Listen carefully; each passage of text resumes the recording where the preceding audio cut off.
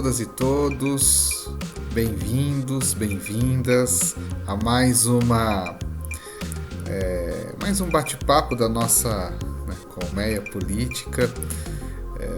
A gente aí sempre falando sobre assuntos importantes, assuntos do nosso cotidiano que interferem na nossa vida, em todo as nossas formas de socialização dentro deste contexto nacional. E nós vamos falar hoje sobre um tema muito importante e eu, como professor, educador, não posso me furtar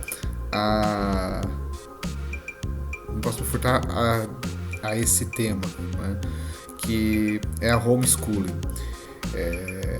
Na última semana, o Congresso Nacional, a Câmara de Deputados, aprovou o projeto do homeschooling. O que é o homeschooling?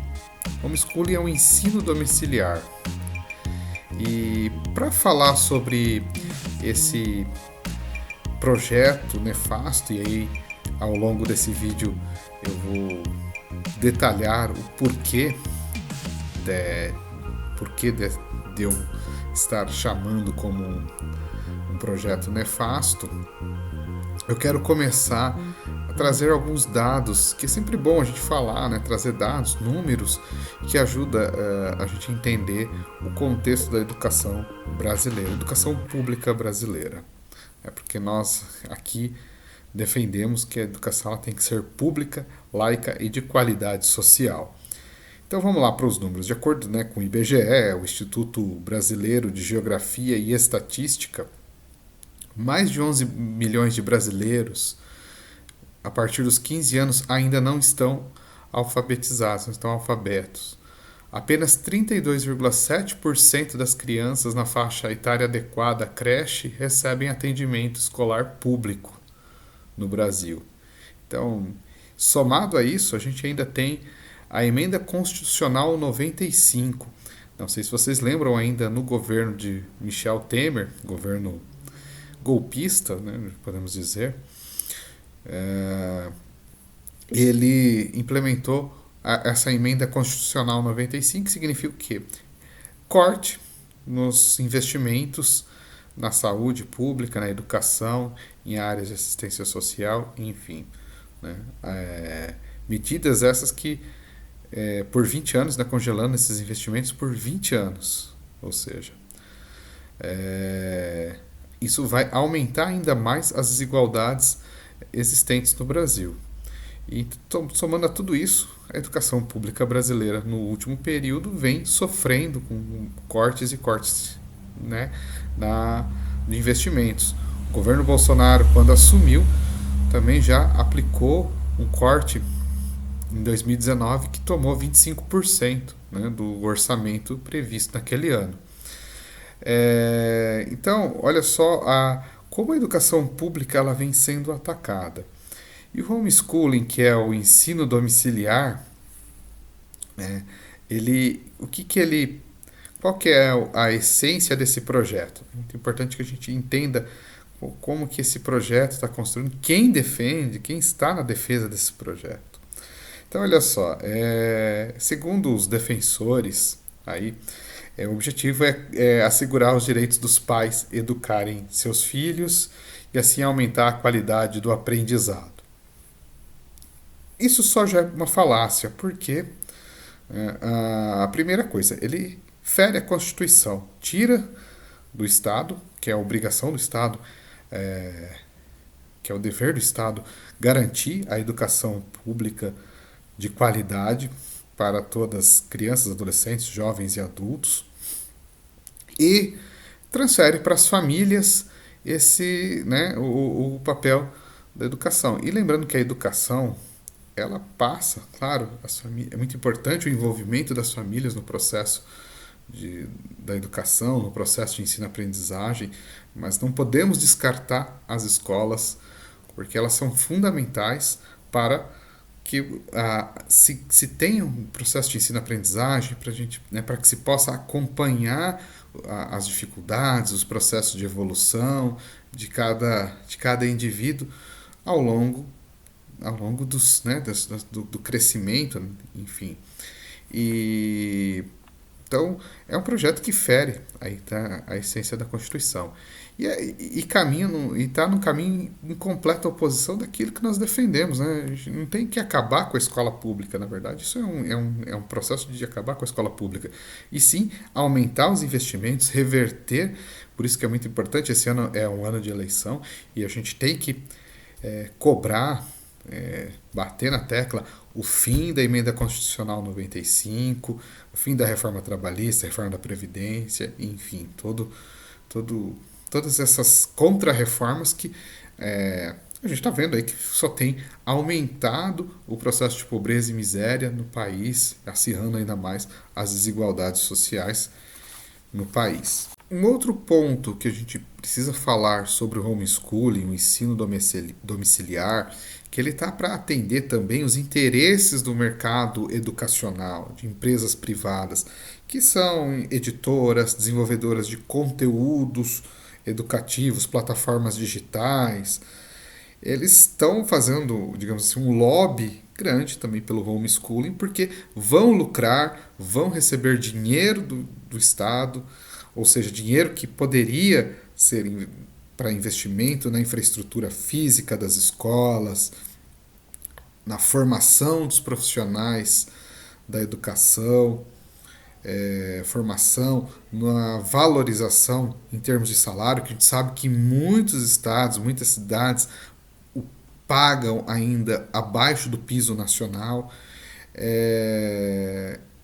Então, usa-se os recursos para favorecer essas empresas de educação. E não é de hoje que empresas ligadas ao setor educacional, como as fundações, a Fundação Itaú, Instituto Lehman, podem pesquisar depois o que sim, são, Instituto Natura, enfim, uma série de empresas que tem trânsito livre no MEC para elaborar as políticas públicas para a educação, políticas públicas privatizantes, como foi a Base Nacional Curricular Comum, a BNCC, e foi aprovada ainda também no governo de Michel Temer, que na prática é esvaziamento do currículo, principalmente para filhos e filhas de trabalhadores que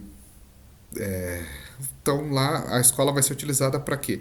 Para formar essas pessoas para trabalharem de forma precarizada e além de aceitar e além de tudo isso trabalhar de forma precarizada, aceitar a sua situação como, né, como se isso fosse algo normal, né?